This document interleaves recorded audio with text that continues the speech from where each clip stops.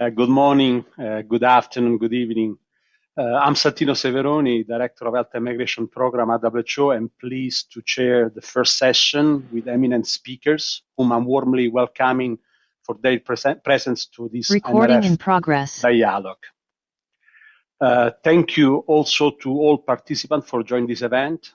Today's MRF Dialogue series on promoting inclusive societies and ensuring the inclusion of migrants in COVID-19 response and recovery is the last MRF dialogue before the MRF itself. As you have heard, this event is recorded and is available on the UN Network webpage.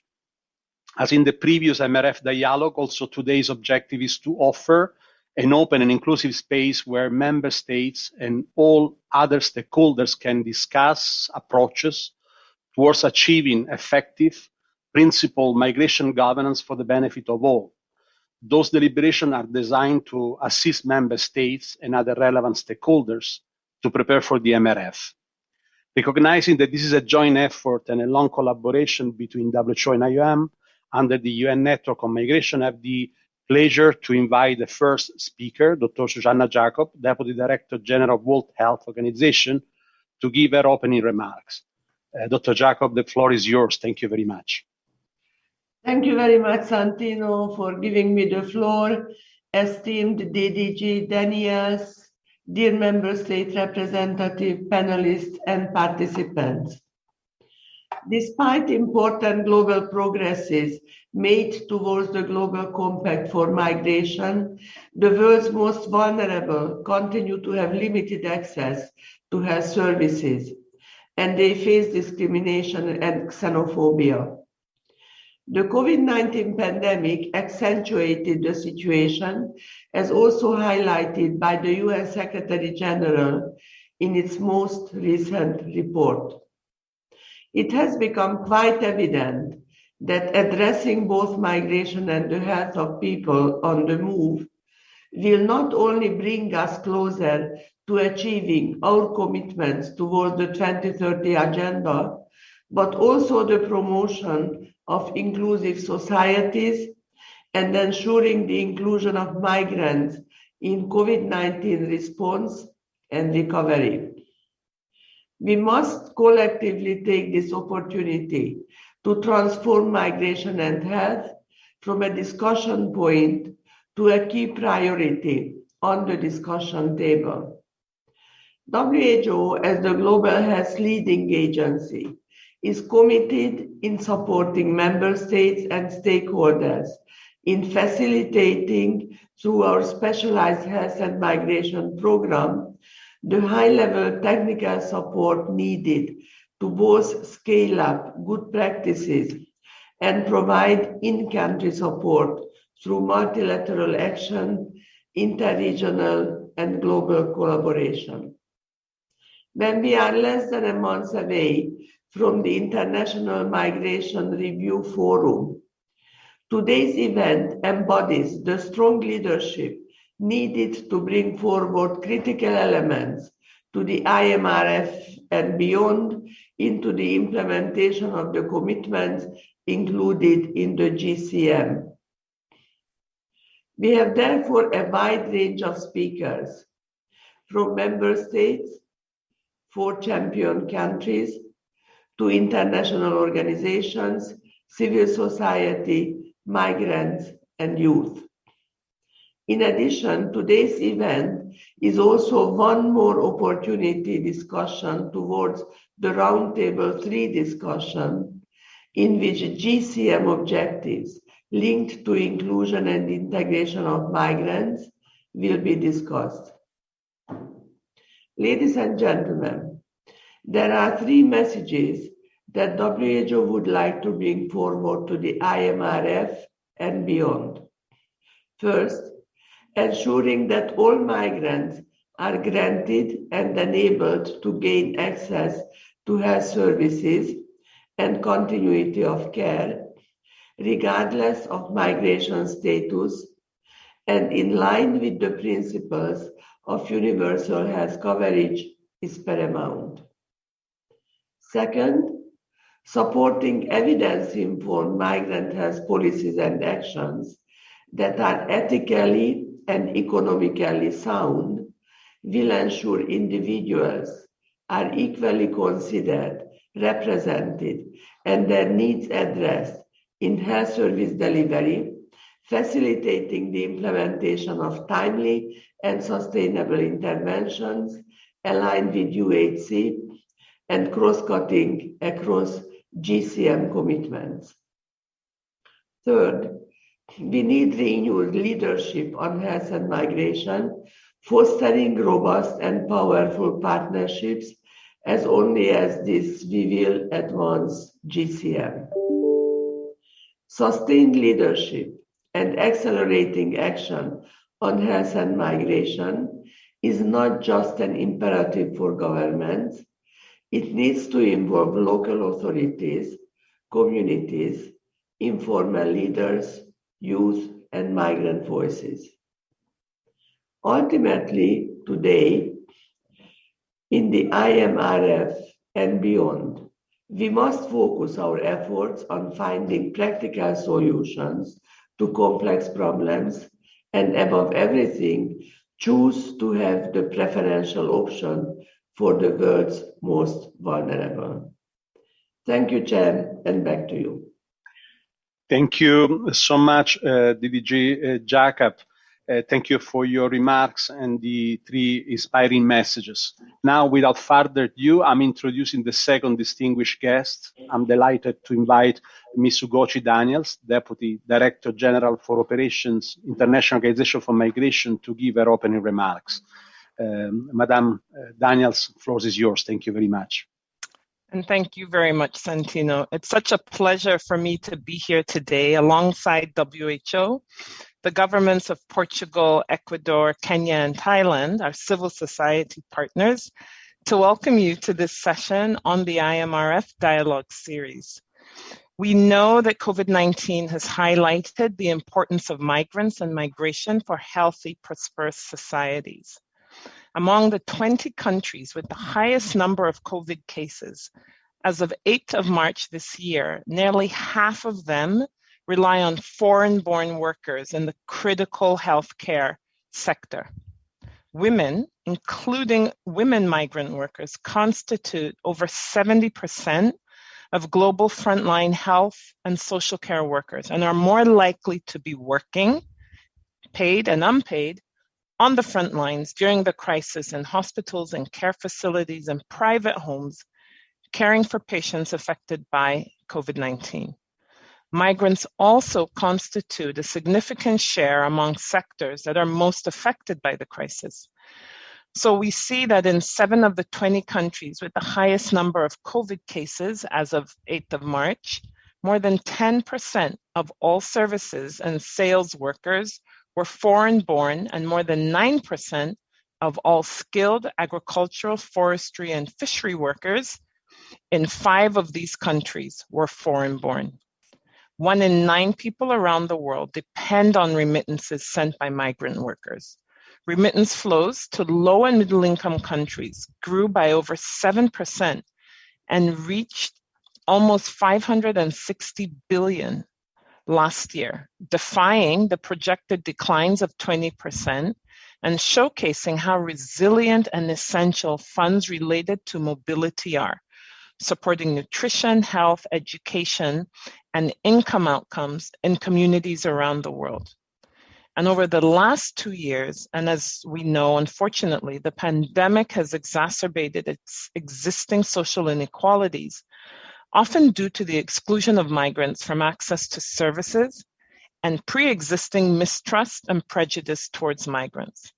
An analysis of migration governance indicators assessments conducted between 2018 and 2021 in 84 countries shows that in half of the countries surveyed, equal access to healthcare is contingent upon migratory status. And while some countries report including migrants in their official national deployment and vaccination plans, recent data shows that, in practice, 83% of the observed 180 countries provided vaccine access to regular migrants, but only 46% provided access to migrants in irregular situations. And as the recent SG's report on GCM implementation reminds us, the impact of the pandemic could linger in the form of measures intended to limit transmission. So, for example, the gradual resumption of international travel and migration already threatens to exclude those who cannot access vaccines or health services. At the same time, the pandemic response has led to the implementation of migrant-inclusive policies in several countries, such as the adoption of flexible immigration measures. Despite being continued targets of xenophobia and discrimination, migrants and diaspora groups have become key actors in the pandemic response and socioeconomic recovery of both their host and origin countries. And it's with this background, I really urge you to continue crucial policy discussions and promote actions for building migrant-inclusive societies as we look forward to the IMRF in a few weeks.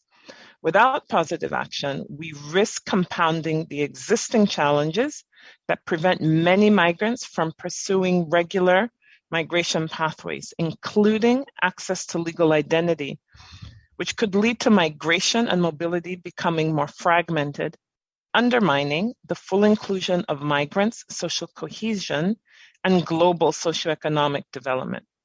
The IMRF is an opportunity for the international community to learn from the COVID-19 experience, to reinforce the role of GCM and the power of multilateralism, to leverage migration for accelerating response and recovery efforts, and keep firmly in our sights achievement of the SDGs and ensure that migration works for all. As embodied in the UN Migration Network, it will be important to hear the voices of a range of stakeholders and promote the engagement and empowerment of both migrants and local communities in rebuilding and recovering from this pandemic. Now, before I conclude, allow me to extend a very warm appreciation to my sister, DDG Susanna Jacob, and the WHO team for our continued close collaboration. We remain committed to promote policy coherence across the objectives of the Global Compact on Migration and those enshrined in the Universal Health Coverage Principles, the Global Action Plan for Promoting Health of Migrants and Refugees, and the ongoing negotiations for a new pandemic preparedness treaty. We will continue to strengthen our partnerships with key holders during and beyond the IMRF, breaking silos across various sectoral and thematic approaches for migration governance and health-related sustainable development goals. I wish you all a good discussion and thank you very much for all your support and really looking forward to working together and, as Susanna said, coming up with the practical solutions that we need to the very complex problems that we're going to talk about, but of course, learning from the experience of the pandemic and the opportunities that this learning now presents for us. So back to you, Santino. Thank you so much, DDG Daniels, for your remarks, but particularly for recalling impressive figures and facts behind migration at the time of COVID. Before to pass the floor to my colleagues, I don't know if DDG Jacob wants to react. There were some direct reference, if you have any react to that. Otherwise, I just want to greet Misugochi personally also and say how much we are all looking forward to continue working with IOM and with Misugochi Daniels personally as the DDG, working very closely with us already. And we can build our existing collaboration also to a new strength and take it to a new strength. And this personal relationship that we have developed between us means a lot to us. And thank you for that. Thank you so much, Dr. Jacob. Thank you again for your reaction. And now, with pleasure, passing the floor to my colleague, Dr. Baltika Cabieses, to take over the chairship for the next session. Baltika, please, floor is all yours. Thank you very much. Thank you so much, Santino, and thank you everyone who is here following and participating in this very important dialogue. I'm very happy to be chairing and moderating the next part of this dialogue, and for that, we will have different moments and parts that will bring different experts from the entire world to share their views, experience, and insights on the matter. To start with, I would like to invite again Santino Severoni, Director of the Health and Migration Program at WHO Geneva, to provide a 5-minute intervention related to this topic. Santino, back to you briefly, please. Thank you, Baltic, and sorry for this ping pong, colleagues. Well, as a short introduction, try to contribute in setting the scene for later discussion, I would like to share a few points for consideration. What role for health? Well, in the last 5 years, advances have been made in making health an essential component of migration governance. This is also a clear consideration for improving global health architecture, addressing the health and well-being of migrants in an inclusive, comprehensive manner is part of holistic efforts to respond to the health needs of the overall population in any given setting. In relation to the global health policy arena landscape, several commitments were shaped to advance the promotion of migrant health. In May 2017, the World Health Assembly adopted Resolution 7015, which has been inspiring all our work so far.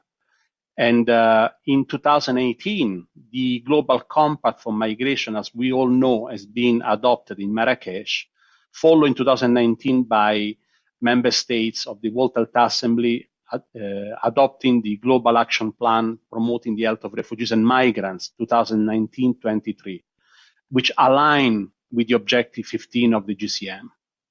A number of progress have been made so far. In example, one of the area where there have been considerable changes in migrant health over the past 5 years globally is the access to vaccines for migrants.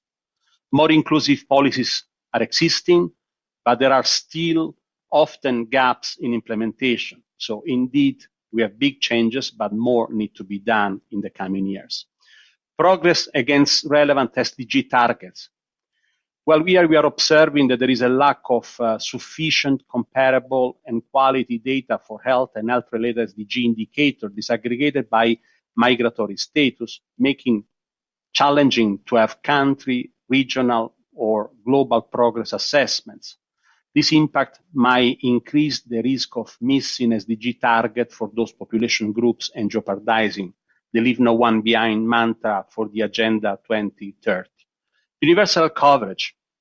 The inclusion of mobility and health in the future pandemic preparedness and the UHC approach, it is based on the fact that evidence shows that migrants have been disproportionately affected by the pandemic or by the proliferation of restrictive measures at the border.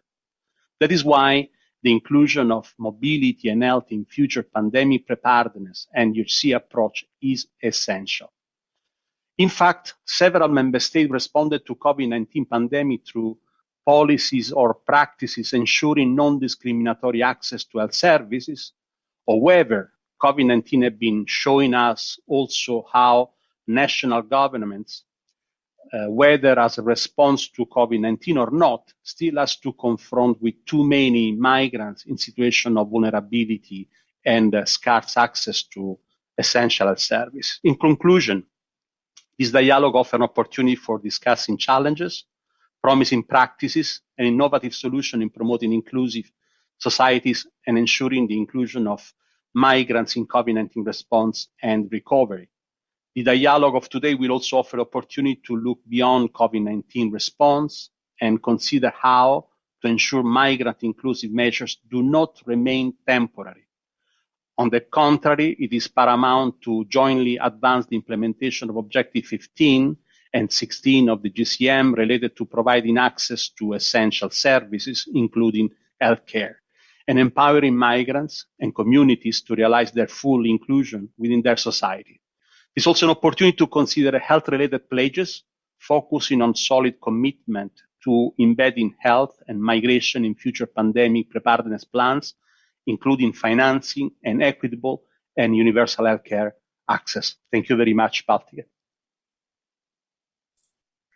Thank you so much, Santino, for this really interesting insight of the great efforts that have been made in past months and years in these challenging times. Thank you very much for that.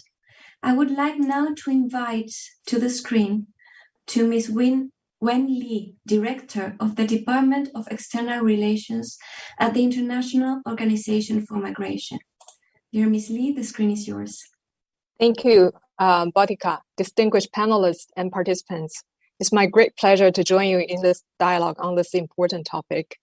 I echo the view of my fellow WHO colleague, Santino, that over addressing the migration-related challenges posed by the pandemic requires routing the implementation of GCM in global efforts to achieve the 2030 agenda, as well as the universal health coverage and other health-related targets. In setting the scene, I would like to flag a few recommendations based on our lessons learned during the pandemic response. First, solutions to contribute towards the GCM objectives extend beyond national boundaries. Therefore, as we look for inclusive recovery from COVID-19, global, regional, and cross-border stewardship is required, along with policies that can facilitate timely interventions for both migrants and the receiving communities, while also actively engaging them in the design and delivery of equitable services. Second, equitable access to health and other services for migrants can be improved by strengthening research and data analysis on the impact of health emergencies, including COVID-19 on mobility, as well as the impact of reduced mobility on social and economic development. Third, the inclusion of migrants in development, social protection, and social economic response and recovery frameworks cannot be done without including their own inputs. So the role of civil society is very crucial here. Fourth, investing in digitalization initiatives and migrants' digital inclusion in COVID response and recovery, as well as recognizing the potential of diasporas as development actors, can further enable migrant inclusive recovery that is sustainable. Fifth, health financing and development financing overall needs to take migrants and their health outcomes into consideration through measures such as expanding social protection coverage. As we look towards the upcoming IMRF, let us be reminded that despite challenges posed by the pandemic, with an all-of-the-society approach, inclusive national policies can be adopted. We will hear some national policies and practices from esteemed panelists today. On IOM side, we will continue to support governments in enabling human mobility within their resilient pandemic preparedness and response. IOM commits to leverage its programs and mechanisms to facilitate information sharing on the impact of restrictions on human mobility and work to ensure that global and national pandemic preparedness and response plans include health and protection services for migrants and feature cross-border harmonization and enhanced interoperability of technology for data collection and sharing. IOM will also support enhanced interagency coordination on cross-border mobility and pandemic preparedness, and commits to provide capacity building support to member states and partners for border health and integrated border management, including development and implementation and monitoring of guidance and tools and the digitalization of mobility management mechanisms. We look forward to more political commitments and pledges from member states and partners in this regard during the IMRF. Thank you for your attention.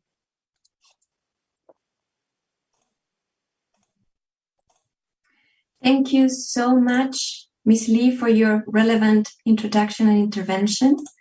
And thank you to Santino Severani for both of you setting the scene for this dialogue. I would like to continue to welcome everyone today, especially those who have entered the room in the past few minutes. It is my true honor to be moderating this high-level discussion today with representatives from the local, regional, and global levels who will be discussing good practices, challenges, lessons learned, and emerging priorities while in the process of implementing the GCM beyond the COVID-19, and discuss how their respective societies have worked towards migration inclusion. At this point, I would like to remind all participants to first bring forward questions directed towards all or towards specific panelists in the chat box that is available for that right now. Also, Slido will be used towards the end of this session, so please ensure that to have your phone or computer ready to interact live with participants during the final portion of the discussion. 2 questions will be asked and all participants will be invited to respond from their devices. Before the panel discussion, member state representatives will share their experiences, challenges, lessons learned while in the process of implementing GCM beyond COVID, and discuss how their respective societies have worked towards migrant inclusion. They will provide recommendations for strong commitments from their experience and possibly bring forward pledges towards the advancement in the implementation of Objective 15 and 16 of GCM with regard to providing access to essential services under universal health coverage, while providing key recommendations into how to incorporate change at a policy level to ensure migrant empowerment and inclusion into society. Each of them will have 3 minutes for their intervention, and thank you so much to all of them in advance for this extremely relevant participation. First of all, I would like to invite to the screen to Desiree Viteri, National Director of Human Rights, Gender and Inclusion in Ecuador. Dear Desiree, please, the screen is yours. Thank you very much. Good morning, everyone. It is a great pleasure for me to share this IMRF panel with you today, representing my country and the Ministry of Health. The COVID-19 pandemic has signified strong challenges and lessons for the whole world, including Ecuador. In Ecuador, the first case of COVID-19 was reported on February 2020, and given the imminent presence of the virus and its possible effects on the Ecuadorian population, the emergency state throughout the national health system was declared. Ecuador is a country of both destination and transit for migrants. The situation generated by the pandemic contributed to the deterioration of the quality of life, particularly regarding migrants. And in this sense, there have been some effects that the pandemic has led on migrants. Ecuador was affected, but however, we have managed to deal with the pandemic thanks to our successful vaccination plan. It has been a historical process that has been based on order, on dignified attention and transparency. For this result, co-responsibility between the state and the population has been necessary. Migrants have been included in the vaccination process. And in Ecuador, all people have the right to access to the vaccines to prevent COVID-19, regardless of their nationality or immigration status. Our vaccination plan considered migrants mainly in the border areas through which they enter or leave the country. In this sense, the guidelines established by the Ministry of Health have been communicated in a timely manner to national and international entities that watch over the interests of this group of people.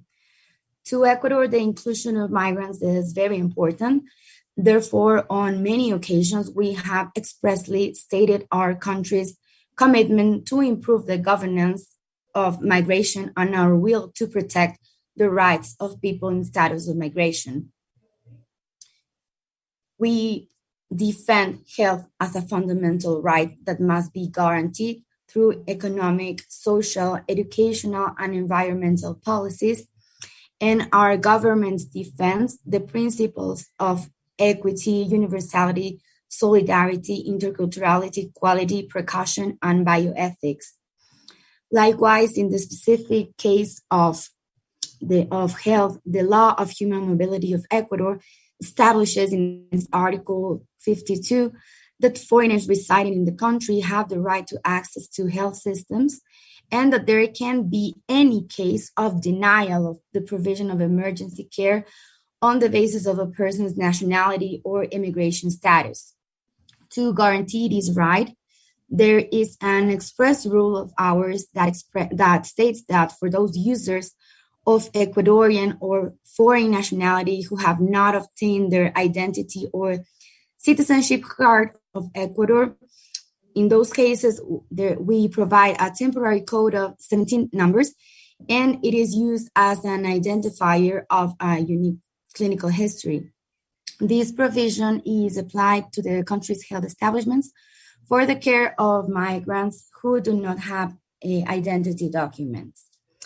Regarding access to health services at official and unofficial border crossings, we provide migrants, the population that arrives, all the required health services that they need.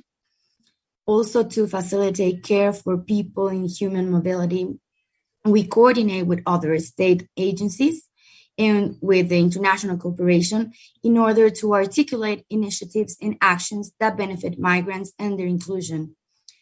Additionally, the Ministry of Health incorporates the human rights, gender, and inclusion approaches through the inclusive health services strategy, whose compliance is measured through a series of indicators that address issues like quality of services, environment and health, interculturality, social participation, and health promotions. All of these with emphasis on the care of vulnerable groups, in the case of migrants, for instance. Also, we take complementary actions such as the generation of regulatory frameworks, the elaboration of public policies incorporating the variable of migration. We develop courses focused on human rights and healthcare. Also, we promote awareness activities, and we try to do as much as possible in order to provide all the health services that the migrant population needs.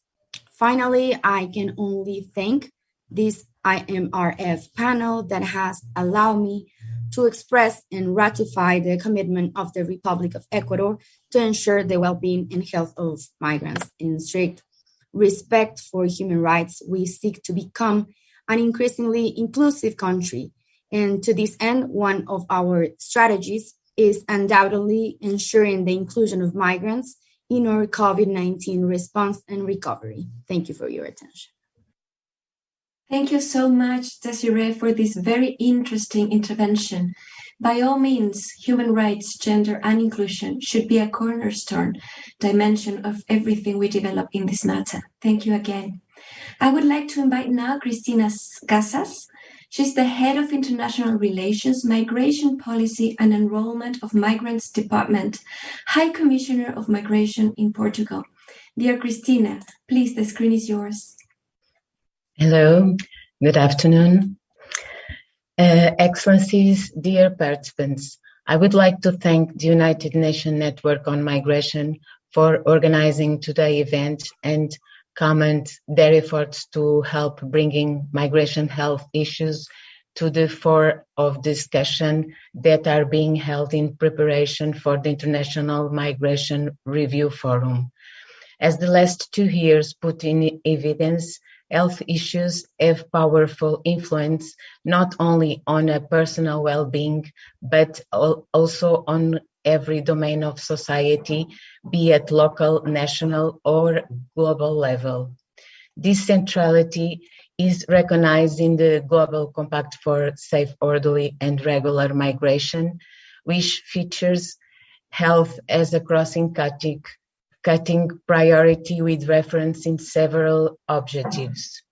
Portugal is entirely aligned with the GCM, and it is deeply committed to the goal of advancing migrants' health and improve their access to and experience of healthcare services.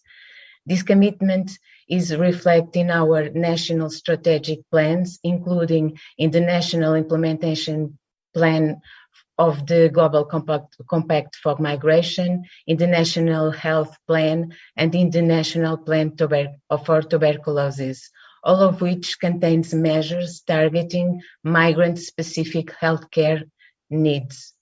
At the local level, the municipal plans for the integration of migrants also provide an important tool through which municipalities bring stakeholders together to develop and promote local health initiatives, for instance, focus on reaching the local population and dissemination health information.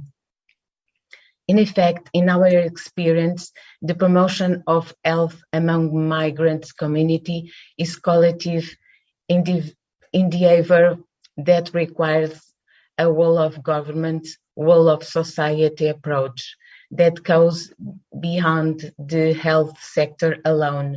For this reason, Portugal has created different platforms for collaborative work around health and migration.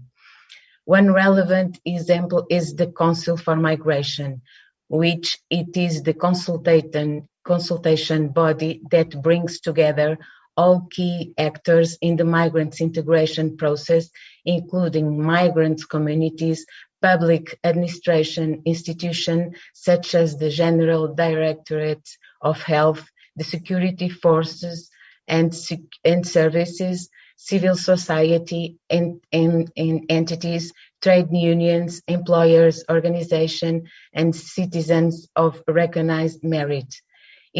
Its responsibilities also include giving advice on the impact of legislative measures and public policies on migrants' rights and pinpointing problems with the public administration that create barriers to integration of migrants. The High Commission for Migration has also had an ongoing close collaboration with the Lisbon Department of Public Health, which has opened a health office at the Lisbon Migrants One-Stop Shop.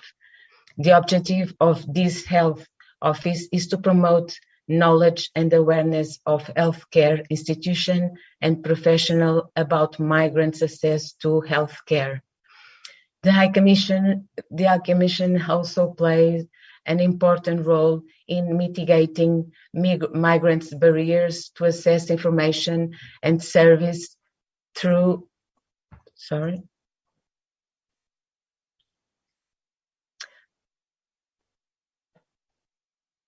its telephone translation service that connects via simultaneous telephone conversation the service professional, the translator, and the migrant in order to help overcoming any linguistic barrier. This service has been used by health services and have 107 translators that offer translation in over 69 languages. In 2021, the telephone translation services made 2,149 translations. In addition, ACM supports the Ministry of Health by translating relevant information about ongoing vaccination and preventing campaigns. When discussing health and migrants, we cannot ignore the past 2 years. Unfortunately, migrants were often affected by the negative health, social, and economic impacts of this health crisis.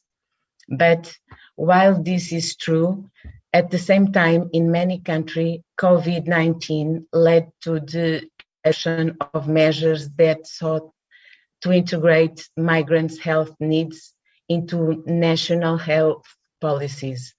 Allow me to share some key measures adopted by the High Commission for Migration during COVID-19, which we consider to be good practices in terms of mainstreaming migration health within national policies and structures. Designated focal points in the different regions of the country to identify needs and contact other entities mobilized for prevention or emergent situation related to COVID. Integrated in the multi-sectoral vaccination task force to improve the migrants' access to vaccination. Create a specific email address for migrants' COVID-related issues. Provide face-to-face assistance to migrants regarding registration and self-scheduling for vaccination. Develop and disseminated cards with information on prevention measures and vaccination in several different languages, including Portuguese, Arabic, English, French, Hindi, Mandarin, Nepalese, Romanian, Russian, Spanish, Thai, and Ukrainian. Offer translation service at the vaccination centers. Dear colleagues, as we look ahead, we should try to harness the migrant-sensitive response developed during COVID-19 and build them into our health and migrant policies and mechanisms. The migration health nexus is crucial not only to international migration governance, but also to ensure more sustainable and inclusive societies.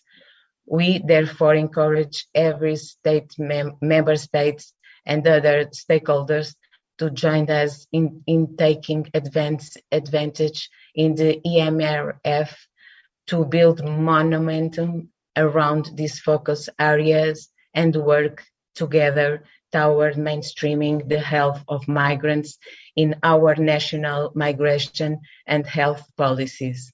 Thank you for your time. Thank you so much, Christina, for this interesting intervention in which you have shared the importance of collaborative platforms and the capacity of innovation that we have through something as often as a telephone and the richness that that can produce to everyone. Thank you so much. I will now move on to our next panelist. This is Asma Touhou, Chief of the Migration Health Unit at the Direction of Epidemiology and Fight Against Disease at the Ministry of Health and Social Protection in Morocco. Dear Asma, I hope I'm pronouncing this correctly. If you are there, please, the screen is all yours. Oui. Merci beaucoup, vous l'avez très bien prononcé. Thank you very much. Yes, you did pronounce my name right. My name is Asma, Ministry of Health from the Kingdom of Morocco. First of all, thank you very much. Good morning, everyone. Thank you for the invitation.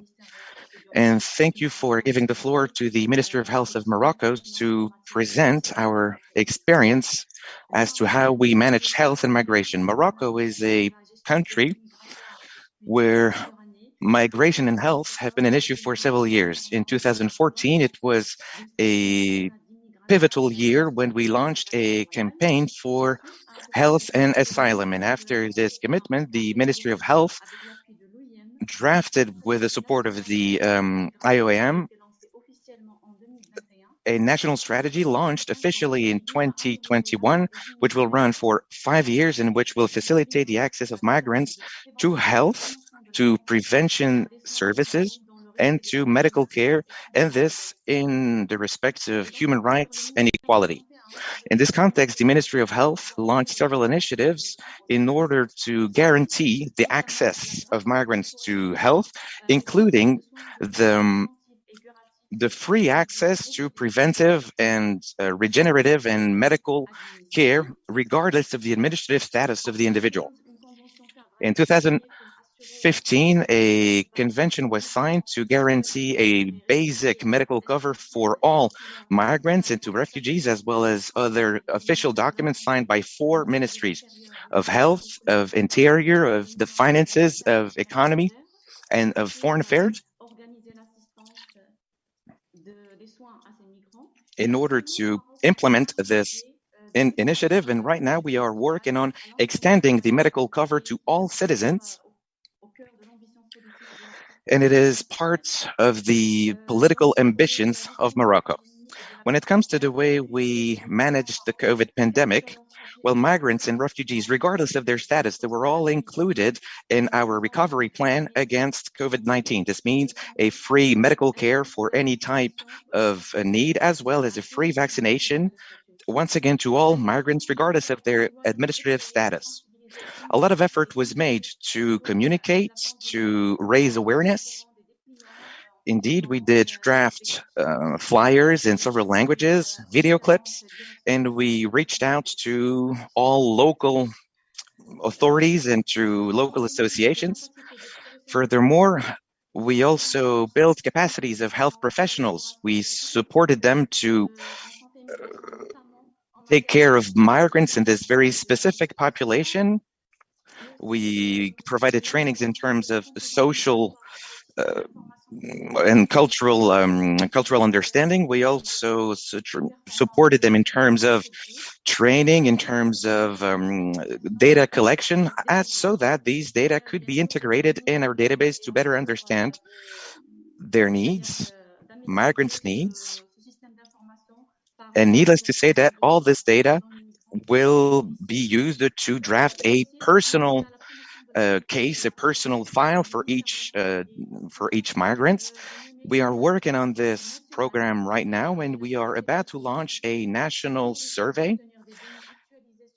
The objective is to acquire data on health needs of migrants, their health conditions, their life conditions, and the way the rate of vaccinations and how they dealt with the COVID pandemic. And when it comes to partnerships and social mobilizations, well, we had a lot of partnerships with civil society. We strengthened mechanisms between the collaboration mechanisms between the several ministries. And I thank you for your time. I hope I did not go over time. Thank you. Merci beaucoup, Asma, pour cette intervention. Thank you very much, Asma, for this incredibly interesting topic on integration, equality, and access to health. Thank you. I would like now to invite Dr. Francis Kuria, Director of Public Health at the Ministry of Health in Kenya, if he could come forward to the screen to share with us his insights and perspectives around the topic. If Dr. Kuria is not around, we will move on to Ms. Watine Kunpeuk, Research Assistant, Non-Thai Population Research Unit at the International Health Policy Program at the Ministry of Public Health of Thailand. Please, Ms. Watine, please go ahead. The screen is yours. Okay, thank you. Good morning, good afternoon, good evening, Chair and AMRF members. Today, I would like to share our key findings from our research about the impact of COVID-19 and access to healthcare and social protection among migrants in Thailand. This project was supported by the Asia Pacific Observatory. There are 5 key themes emerged from our analysis. First is about sustainability of the Health Insurance Card Scheme, or HICS, run by the Ministry of Public Health of Thailand for low-skilled migrant workers in the informal sector. There's a challenge about the management of the HICS itself because the MOPH acts as the insurer and the provider at the same time. Another point is the likelihood of smaller pool funding at the HICS. The second is about the number of people dropping out of the Social Security scheme due to hesitancy from the employer's contribution to this scheme, particularly for migrant workers with short-term period of work. Another issue is about underutilization of this scheme, especially for unemployment and survivors' benefits. We also found that the limited information about the Social Security benefits among migrants is challenging. Moreover, the criteria for receiving the financial support during COVID-19 for migrant workers who were forced into unemployment were complex. Third, Third, it's about health screening problems and state quarantine management during COVID-19 due to high costs of health screening and quarantine. Also, there are difficulties in the HIGS fund utilization for the expense on COVID-19 screening and state quarantine, because in the normal situation, it's reserved for the medical treatment only. Next is about an influx of migrants in the backdrop of COVID-19 due to super spreading event in Thailand and actions to deal with undocumented migrants. Also, owing to political instability in Myanmar, there could be increased migrants and refugees along the border of Thailand. Finally, poor living conditions of migrants are problematic, so it's quite difficult for them to maintain physical distancing during COVID-19. For policy recommendations, resilient health systems should be promoted with partnerships, both state and non-state actors. Living conditions of migrants should be improved, and it needs for more investment from the government. The coverage of health services provided for migrants should be comprehensive like the locals, and it should be enhanced to cover all subgroups of vulnerable populations regardless of their status. Improving access to the information on health and social policy for migrants is needed. And multi-sectoral coordination across the government departments and non-state actors and between migrants, host and destination countries are essential. Thank you. That's all of our analysis. Thank you so much, Watine, for this interesting intervention. Thank you for bringing elements such as financial burdens and social effects of the pandemic among migrant populations, including unemployment and household overcrowding, among others. Thank you very much. Thanks to all member state representatives for sharing their experiences. As we all know, the UN Secretary General's report on the Global Compact for Safe, Orderly and Regular Migration recommends states to promote inclusive societies and including migrants in COVID response and recovery. More specifically, states and stakeholders are urged to ensure that all migrants are granted and enabled to gain access to essential health services and continuity of care, including COVID-19 vaccinations, testing, and treatment, regardless of migration status and in line with the principles of universal health coverage. In this sense, and to start with our panel discussion for this dialogue, I would like to invite Lala Arabian, Executive Director of the INSAN Association, to share with us her experience and thoughts around the following question. Within the next 3 to 7 years, what would migrant inclusive societies look like to achieve universal health coverage? That is, what health-related actions should be taken now in terms of financing, policy dialogues, research, community-based interventions need to be taken to ensure progress towards GCM objectives 15 and 16. Of course, you may choose to focus on some of these dimensions. Lala, the screen is all yours. Thank you. Thank you. Thank you so much, Baltika. Hello, everyone. So first, I would like to start by saying that the effect of COVID-19 on migrants and other marginalized communities was not only felt on the health level, but also it had a negative effect on many other levels, as it caused in many instances of the non-payment of wages of migrants for many months, in addition to the limited safe working opportunities, which affected greatly the livelihood of migrant workers. Also, as a result of the pandemic, many businesses closed down. That also resulted to either temporarily or permanently the loss of jobs for thousands of migrant workers in the region. I'm talking about MENA and the Gulf region. Furthermore, during lockdowns and restriction of movements, migrants had very limited to no access in getting valid documentation, which put them at risk of being detained and, most importantly, deprived them of any medical attention or COVID vaccination. Also, in most countries of the region, migrants have no access to government welfare programs, so they have no access to free medical services. Even when insurance is available, the services are always limited and don't cover all medical aspects. Therefore, to summarize the situation today in our region, in the MENA and the Gulf, migrants who are documented are covered by medical insurance, which does not always respond to all the medical needs, which means undocumented migrants are excluded from free medical services, even from getting the COVID-19 vaccination, as identity documents are required for the vaccine. So the priority for the coming period should be for governments, the inclusion of all migrants to receive needed medical services, no matter their migration status, even when undocumented or stateless. Therefore, all government-funded health services should cover everyone on its territories, no matter the migration status or other status of the people. Also, insurances should be more thorough and covering all medical aspects. In addition, undocumented or stateless migrants should have the right to have insurance coverage. Policies should be put in place ensuring equity and equality among all population in receiving health and medical services in the countries of the region. Health authorities should work and coordinate closely with other sectors, including civil society, United Nations actors, academic and research institutions, and migrant groups to tackle appropriately migration health concerns and build needed research capacity in the region to drive innovation and change. Additionally, the commitments made by our governments on the Global Compact on Migration and other World Health Assembly resolutions should be matched by concrete efforts to improve migrant health and ensure meaningful inclusion of migrants in health, vaccination, and data systems.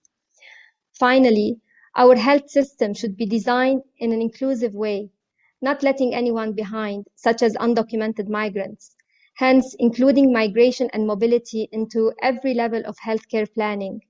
Also, these plannings should not be only concentrated in the capitals, but move to all villages and all areas of the country.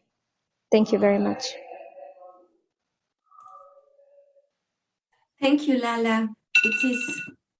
It is a great pleasure to meet you and to learn from your experience. It is interesting to note how important strong leadership it is to build effective, accountable, and inclusive societies, sensitive, capable to cater to everyone's need. Also, an important component to successful mainstream of health and migration within health systems and across public health and migration policies must be paired with migrant-sensitive capacity building. In fact, many states have expanded access to COVID-19 related services for migrants within their preparedness and response plans. However, access to many non-COVID essential health services remained or became quite challenging. A relevant question to ask in this matter is how can countries utilize best practices and learn from country experiences to finance innovative and sustainable solutions to contribute to both migrant inclusion in health and other essential services and within and across societies. I will ask now to Felipe Muñoz Gomez, Migration Unit Chief at the Inter-American Development Bank, to share with us his insights about this question. Dear Felipe, thank you so much, and the screen is all yours. Thank you, Baltica, and hello to everyone. It's a pleasure to be here at this RMF preparatory meeting on behalf of Inter-American Development Bank. I want to thank the World Health Organization and Mr. Severoni for the invitation, and it's an honor to be here with the other organizations and governments. We, as the other MDBs, has a role to play in helping governments, including migrants, in the social services, especially in health. At the Inter-American Development Bank, we have a pathway to work towards the recovery of the region that we call Vision 2025, and that has three main goals: reactivate the productive sector, promote social progress, and strengthen good governance and institutions.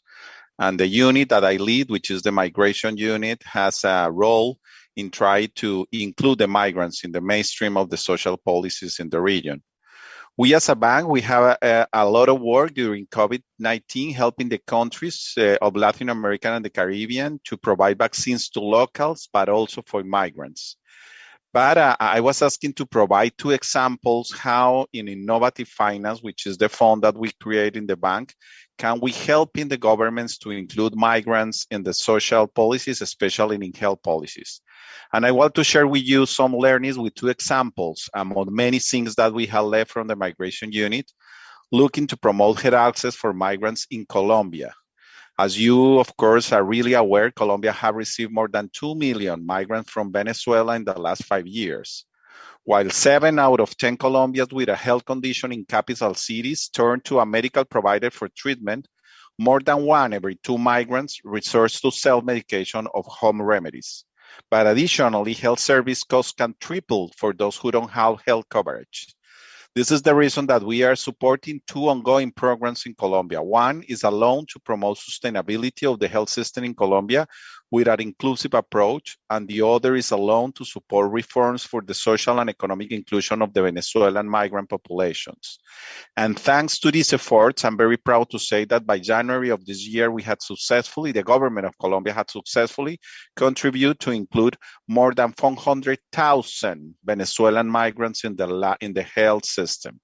The process consists as the government include migrants in the public insurance health system, the bank could provide some non-reimbursable resources and recognition to this inclusive progress. In the other project, we work side by side with the Minister of Health, the UN agencies, helping to reach the migrants that are receiving the temporal protection status that the government is provided for the Venezuelan migrants, and in that way include them in the health system, and also helping the Minister of Health to strengthen its capacity to have a robust information database for migrants. Having access to these kind of resources that we provide as a bank has been a game changer to provide support in countries in a matter that was not only relatively new, but also countries that had never faced migration challenge in this dimension as we are seeing now. Just to conclude, I think we have, as a development bank, some financial innovative instruments that we can help the governments. Of course, we need more funding. We need to this is a multi-sectoral challenges. As Misugochi said, this is a process that we need to a strong partnership. And in that way, this RMF and all the Global Compact Migration Review, it provides like a platform that we're all together, international organizations, government, UN agencies, and NGO in helping the migrants to be part of their response, especially in the health sector. Thank you, Baltica. Thank you so much, Felipe, for this very clear and interesting intervention. Especially, I would like to highlight the final comment on the sense of unity and cooperation. Thank you so much for that.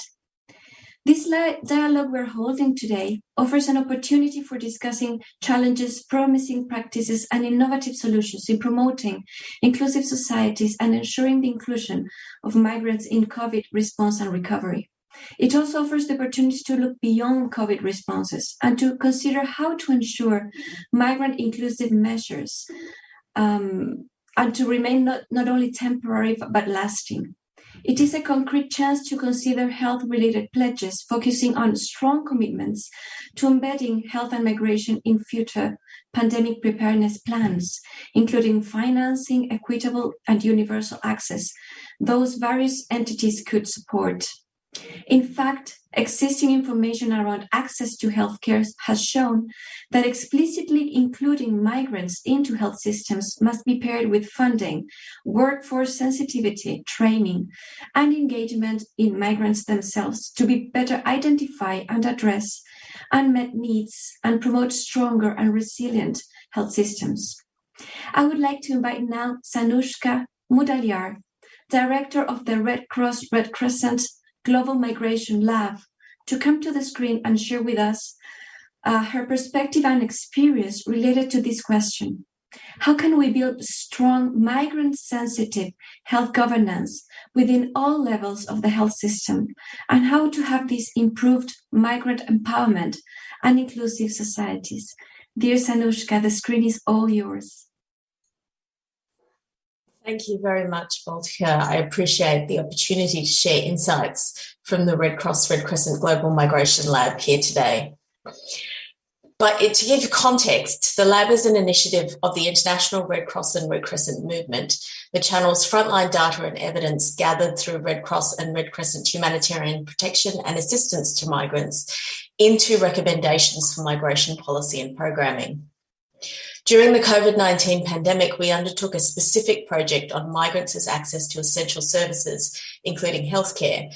And in the short time available today, I'll focus on a few key points, though I encourage you all to refer to our full report, which is available on the link that will be shared in the chat. Some points that have already been made in this dialogue were borne out in our research, and demonstrate that the challenge before us is to implement the things we know work and that we agree upon.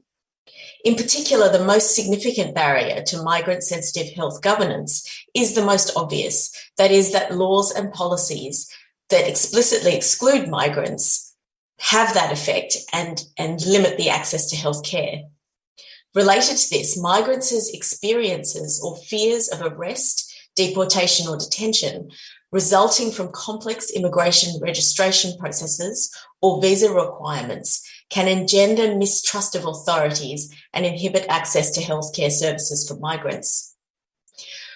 But we also saw a variety of state responses that demonstrate the rapid change that's possible when the situation requires it.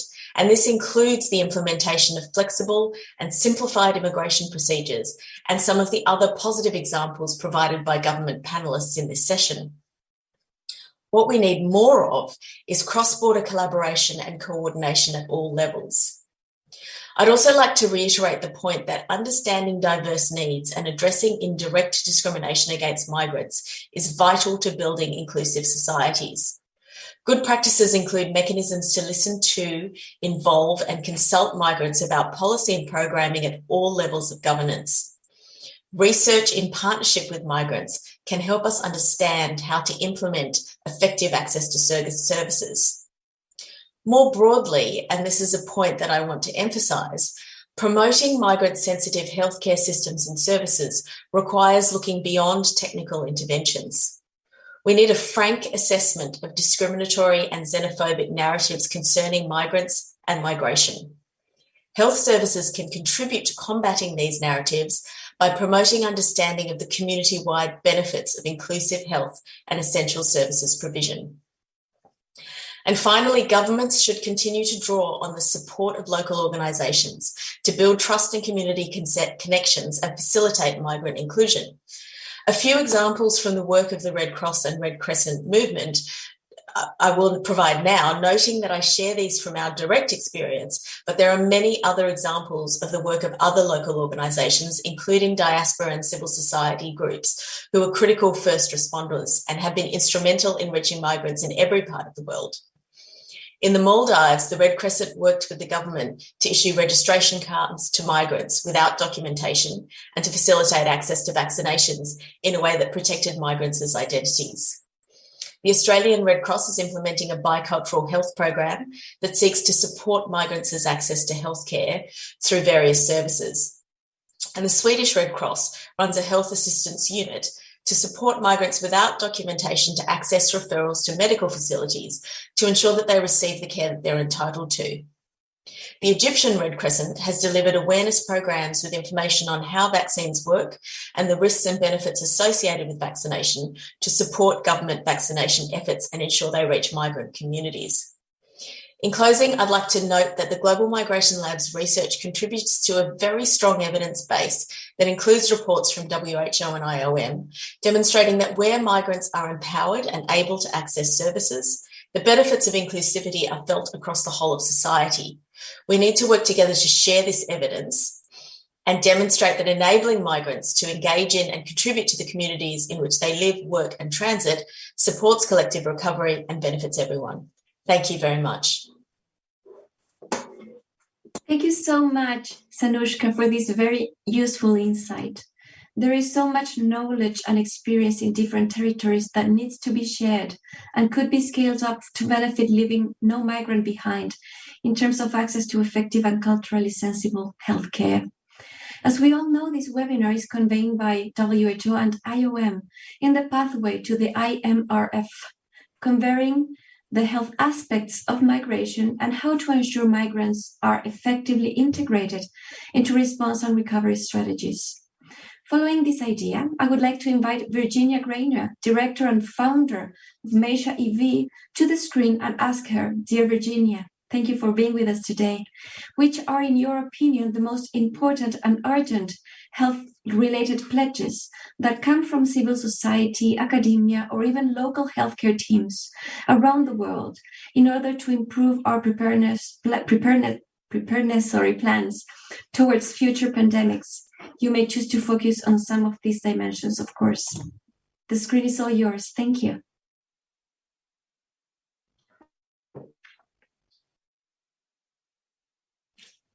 First of all, thank you very much for the invitation, and I really feel honored. I come from my organization, which means life, and our focus has been in the last 20 years, access to health for undocumented migrants and vulnerable groups. And within the period of COVID-19, in fact, we found out we were not prepared at all. We wished we were, and we felt how vulnerable in fact we were as a community, because we realized that our communities were getting information from countries of origin, a lot of social media, and we felt there was a lot of misinformation about COVID-19 and also resistance to take vaccinations. So we approached the Ministry of Health, and we managed to get a project called Information and Awareness Raising for African Communities in Germany. And with that project, we started mobilizing and awareness raising in the communities.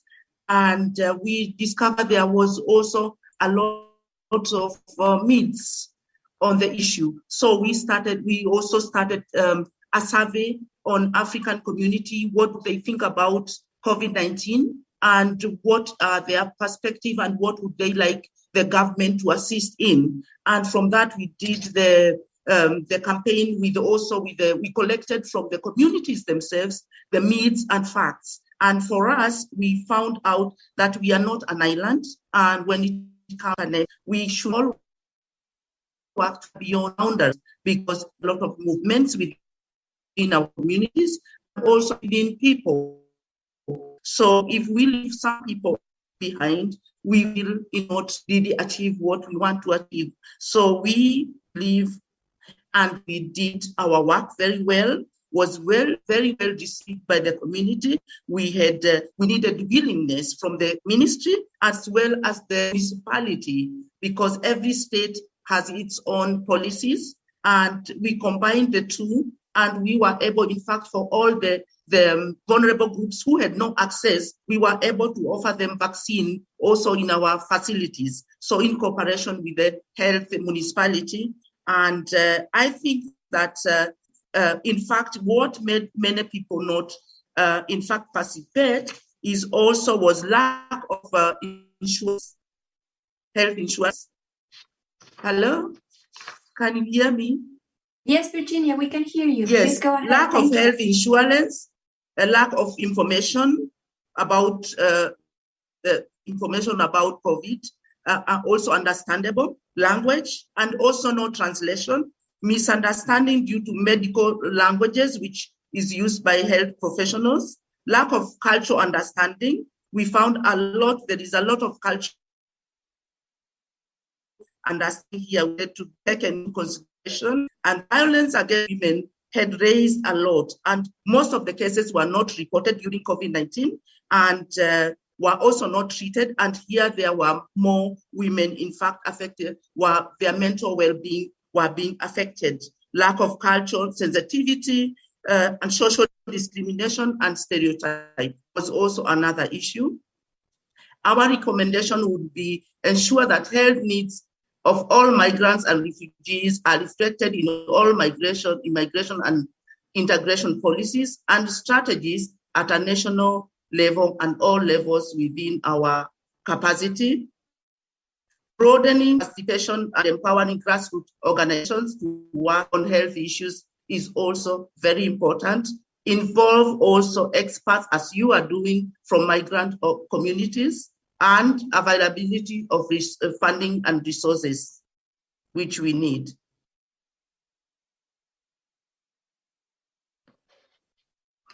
And the last one is broadening criterion for entitlement to health for migrants and refugees.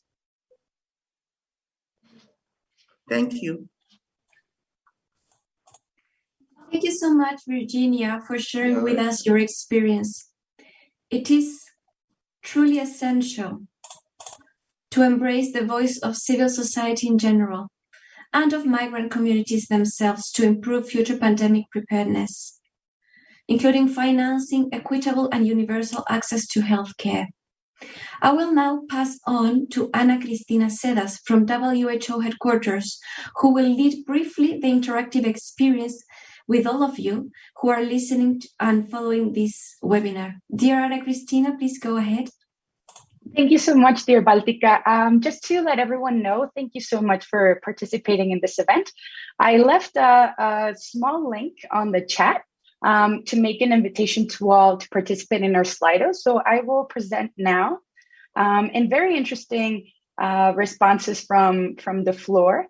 So the question is, what would be the most important commitments and actions that need to be taken now to advance progress towards access to health services? So if you have access to Slido, please feel free to chime in. And this, we will start interacting with this question. I will give back the floor to Baltica to have a little bit more of a discussion with the panelists. But at the moment, we have 69% of respondents, people that are currently in the event, are discussing how migrant-sensitive capacity building is one of the most important things that we need to focus on in order to advance. Over to you, Baltica, and the interaction will continue on Slido, and we will just keep updating this to people. Thank you very much. Thank you, Ana Cris, for this very interesting interactive moment you led for us. Please, all participants, do feel free to continue responding to this question so that we can all get a sense of our shared understanding and experience and thoughts around this matter. I think it has enriched the entire experience having the opportunity to share our thoughts around this matter.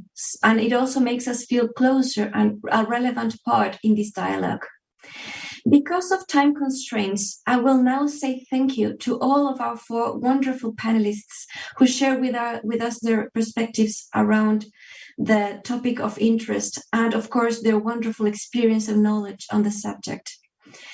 And I will continue before the Q&A section, introducing the young voices that are here with us today, who want to share with us in 2 minutes their perspectives and views on this topic. So please, I will ask Amar Mustaf, student from the Middle East and Post-Conflict Societies at the Monash University, for a brief intervention from the floor. Dear Amar, are you there, and would you like to share with us your 2 minutes intervention? Thank you so much. Thank you, Baltica, for the floor, and to the United Nations Network on Migration for today. I represent the Migration, Youth and Children Platform, a branch of the Major Group for Children and Youth. Together with the young professionals in Foreign Policy Japan, we conducted a regional level analysis for the implementation of the GCM in the Asia-Pacific region, with a focus on youth-led and youth-focused migrants and migrant-centered organizations. Our report, which is to be published in time of the IMRF, draws insights from 8 country-level reports that represent 22 organizations and over 31,000 youths in the Asia-Pacific region.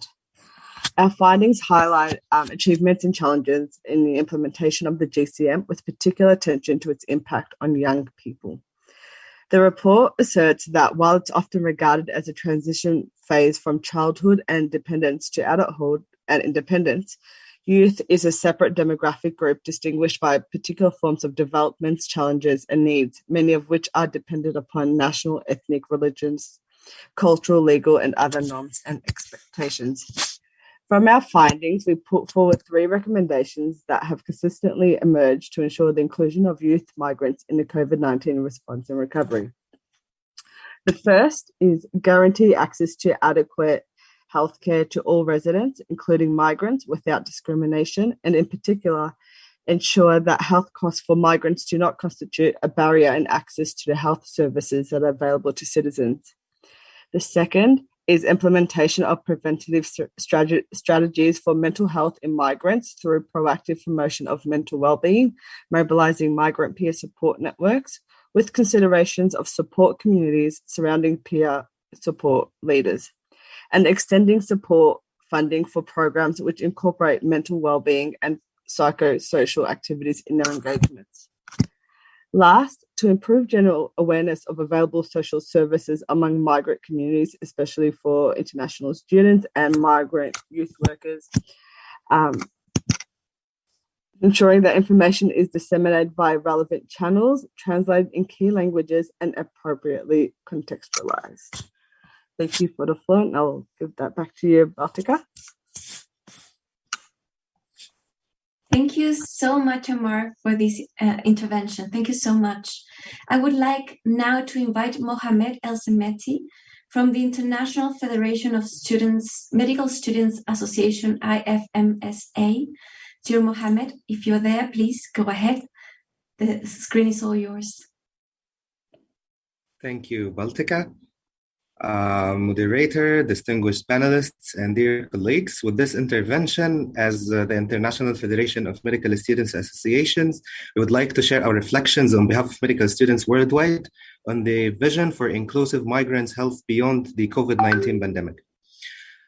Populations on the move do not necessarily come with different health needs. Rather, they acquire differential needs as they are subjected to inequitable systems and conditions in transit and as they settle in new communities. Hence, it is important to recognize the overarching influence of social inclusion and social justice as crucial determinants of the overall health status of migrants and communities. As such, we emphasize that achieving universal health coverage and access to health care does not require parallel or isolated efforts, nor should be limited to emergency response. It rather requires adopting an intersectional and whole-of-community approach to healthcare that aims to proactively understand and meet the actual health needs of migrants as core members of the community, to empower and engage migrants in healthcare planning and designing interventions, and to strengthen their inclusion and integration into existing healthcare and social protection systems and policies. Furthermore, we believe that building strong migrant-responsive health governance should be based on 5 key actions as identified by the World Health Organization. 1, generating intersectional and systematic intelligence that is inclusive to migrants to ensure migrant-responsive programming and policy development. Formulating policy and strategic plans that are comprehensive, human rights-based, and inclusive to migrants. And putting in place tools for implementing these policies, including the creation of organizational structures, design of regulations, standard setting, and efficient financing. Also collaborating and coalition building across sectors to ensure the integration of health in all policies, especially migration policies.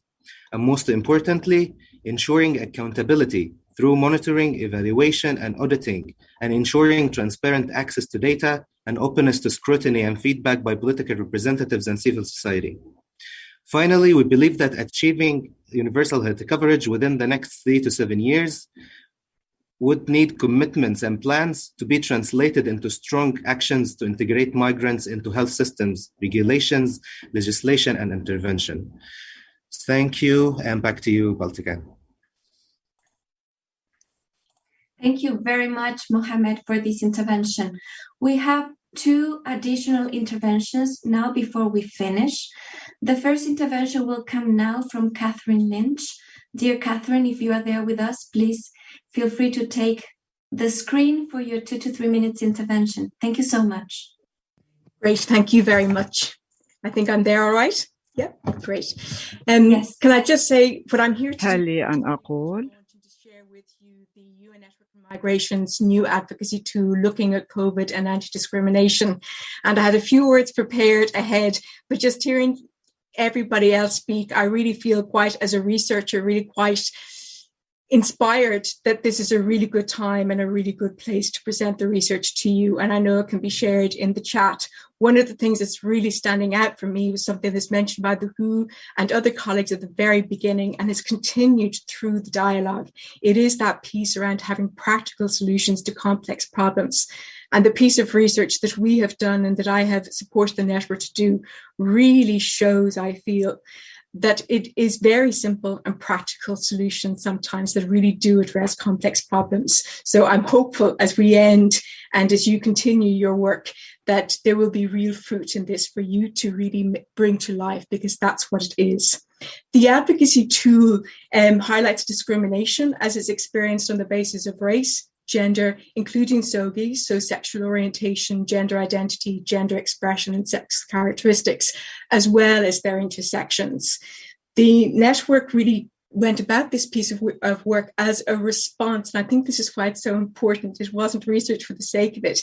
It was as a response to calls on them to really look at discrimination and to look at the questions of race and gender as they purport and present across migration policy and critically in the GCM implementation, hence as well the timeliness of it.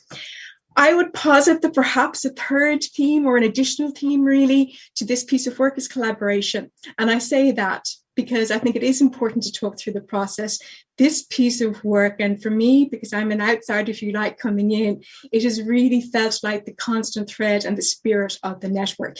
It does show you this came through a collaboration of 2 work streams set up by the network, looking at thematics priorities 6 and 7.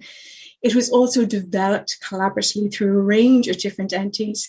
And I know I myself, and through discussions and inputs from colleagues as well, really drew very heavily on the very rich participatory research that has been carried out by a number of entities, civil societies, UN entities, and so on and so forth. You will have all those in the document, so I'll be more brief now.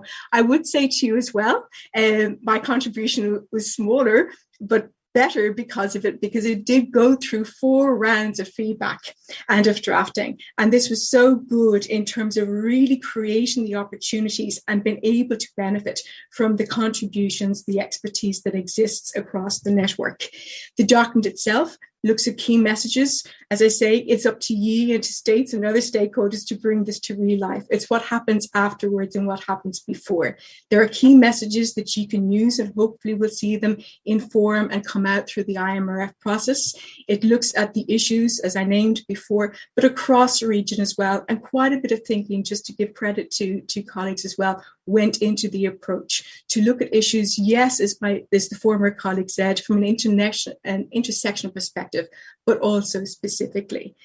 I think in conclusion, what this does, as so many inputs have done today, the piece of work, the document itself, and all our experience shows the really stark reality of what happens when discrimination is left and not sufficiently addressed. And I suppose when I'm very optimistic, a disheartening piece for me through this process and all our lives over the past while has really been to see that the issues that we document are actually often old issues, but accentuated and accelerated. At the same time, our intention to look at practical solutions, but really promising practices, was to show what can be done and what difference we can make. Now, we have that down on paper, but so many people have shared it as well. There is such a difference that can be made. This is, and the network is clear to say that this is a starting point. It's the beginning of work around anti-discrimination. They, and I certainly hope it will be a resource to you.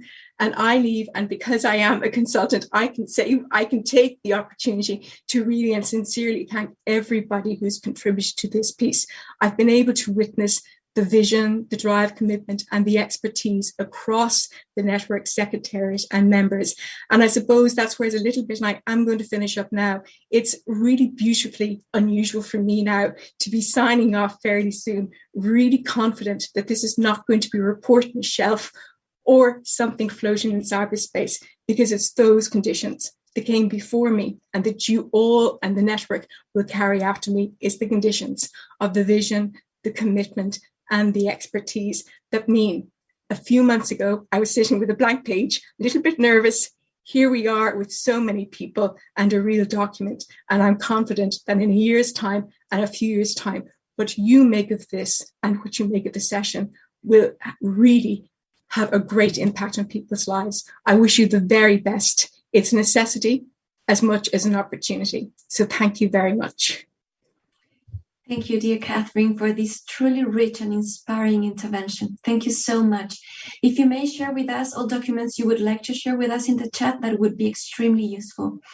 Thanks so much, and I will pass now on to Mexico, Jose Antonio Hernandez. I'm sorry, Hernandez. Yes, I couldn't see your full name. Thank you. Dear Jose Antonio, please, hopefully no more than 1 minute. We are already behind the schedule. Please go ahead. Happy to have you on board. The screen is yours. Muchas gracias, moderadora. Muy brevemente, Habla Antonio Hernández de la Misión de México en Ginebra y bueno, Thank you so much, Madam Moderator. My name is Jose Antonio Hernandez from the Mexican Mission here in Geneva. Just some points that I think are important when we're trying to summarise, lessons learned as regards access for migrant populations.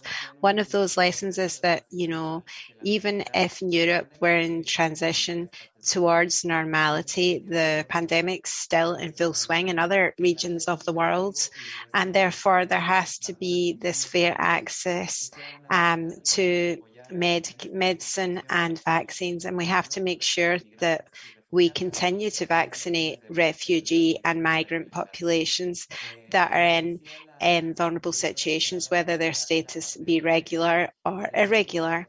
As the General Secretary of the International Office for Migration herself said, there has to be these types of regulations that are extended so as to offer basic services, including health services, to these migrant populations. Mexico has a plan set up for access by migrants to essential services, and we hope through this initiative to pool our services for access for this types of population, and we aim to be able to identify different types of suspicious cases, and asylum seekers will also be able to partake in this offer.